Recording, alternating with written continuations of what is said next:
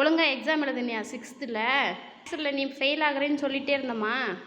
சொன்னம்மா சொல்லலையா? Mark just pass கூட ஆக மாட்டுற, மேக்ஸ் சரியாக வரல, நீ 6th ஃபெயில் ஆக போகிறேன்னு சொன்னம்மா. ஃபெயில் ஆகிட்டேன்.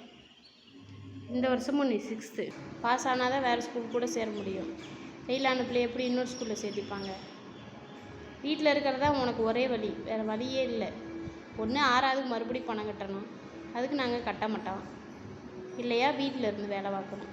2 வழி தான். உன் கூட படித்த பிள்ளைங்களாம் இப்போ ஃபோன் பண்ணுமே, உனக்கு லெட்ரு வந்துச்சான்னு கேட்குங்களே, என்ன சொல்லுவேன்? எனக்கு லெட்ரு வரல, நான் ஃபெயிலு அப்படின்னு சொல்லுவியா? அழுதுகிட்டே இருக்குது. ஆமாம் போங்கு, சும்மா சொன்னேன். பிராங்கு. என்னடி இவ்வளோ நேரம் வாயை திறக்காமல் இப்போ இவ்வளோ பெரிய வாயை திறக்குவேன்?